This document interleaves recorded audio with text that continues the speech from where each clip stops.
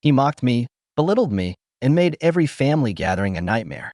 But I stayed silent, waiting for the right moment. Years later, I found the perfect way to turn the tables, and it was worth every second. Growing up, family gatherings were supposed to be warm and welcoming, but for me, they were anything but. My brother-in-law, Mark, had a knack for making me feel small. Whether it was a snide comment about my job, a joke about my appearance, or undermining my opinions during discussions, he never missed an opportunity to put me down.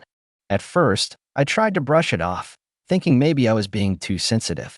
But over time, it became clear that his behavior was intentional and relentless. My sister, Emily, often dismissed his actions, saying that's just how Mark is, or he doesn't mean any harm. But the constant belittlement took a toll on my self-esteem. I began to dread family events, knowing I'd be the target of his next joke.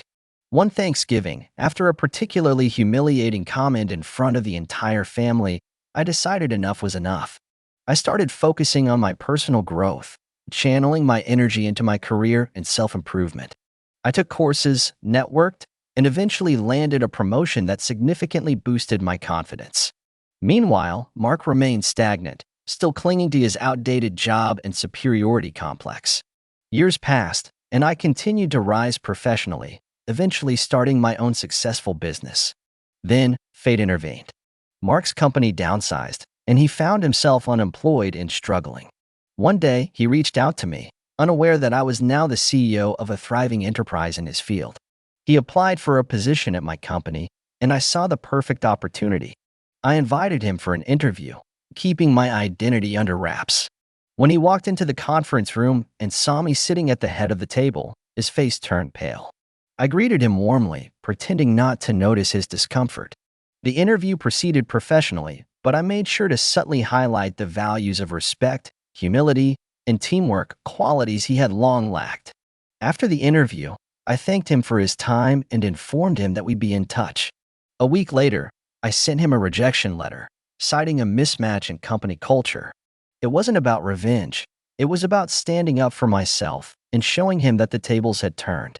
I didn't need to belittle him or make snide comments. My success and his realization of who I had become were enough. From that day on, family gatherings changed. Mark was noticeably more reserved, and the mocking ceased. I had finally earned the respect I deserved, not through confrontation, but through perseverance and personal growth.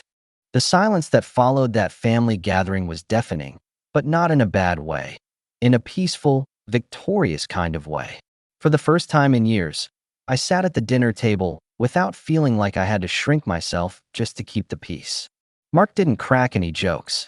He didn't interrupt me mid-sentence or roll his eyes when I gave my opinion. He simply ate his food and stayed quiet, occasionally glancing my way, no doubt still reeling from the discovery that the loser he used to taunt had turned into a business powerhouse. Emily didn't say much either. She looked at me with a strange mix of pride and guilt, like she'd finally realized how much she had enabled her husband's cruelty over the years.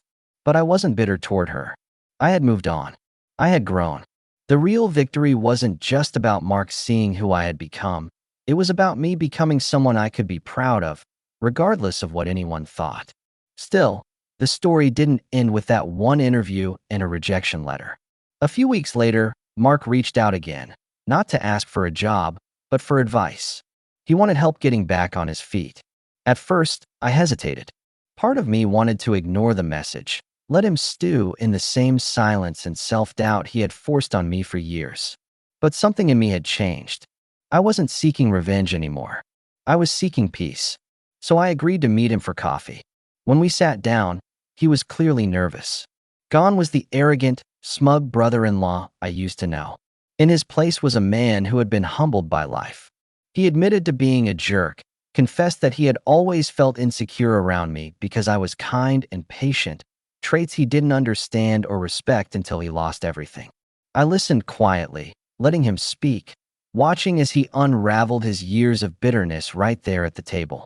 And when he finished, I told him the truth. I didn't hate him. I had outgrown him. And while I couldn't give him a job, because our values truly didn't align, I did offer him advice. Real advice. I told him how I rebuilt myself, the courses I took, the mentors I followed, the discipline it required. Whether he took it or not was up to him. But I walked away from that cafe feeling lighter than I had in years. Mark never returned to his old self. He eventually found a different job, less glamorous, less powerful, but at least stable. And while we were never close, we coexisted. No more taunts. No more power games.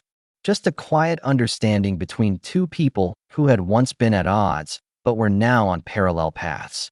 In the end, my greatest revenge wasn't his downfall, it was my rise. And knowing that I had done it with grace, not spite, made the victory that much sweeter.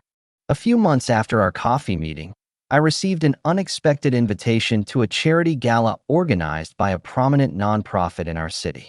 The event aimed to raise funds for underprivileged youth, and as a successful entrepreneur, I was honored to be considered a keynote speaker. As I prepared my speech, focusing on resilience and the importance of mentorship, I couldn't help but reflect on my journey and the people who had influenced it. Both positively and negatively. On the night of the gala, the venue buzzed with energy. As I mingled with other attendees, I noticed Mark across the room, engaged in conversation with a group of young professionals. He seemed animated, passionate even, as he shared insights and experiences. Curious, I approached the group and was introduced to Mark as a mentor for a youth entrepreneurship program. He looked at me, a mix of surprise and warmth in his eyes, and said, "I took your advice to heart. I've been working with these young minds, helping them navigate the challenges of starting their own businesses." I was taken aback, not by his involvement, but by the genuine enthusiasm he exuded. It was a stark contrast to the Mark I once knew. As the evening progressed, I delivered my speech, emphasizing the power of transformation and the impact one can have by choosing growth over resentment. The audience responded with a standing ovation, and I felt a profound sense of fulfillment. After the event, Mark approached me, extending his hand. "Thank you," he said earnestly. "Your journey inspired me to reflect on my own actions and make meaningful changes."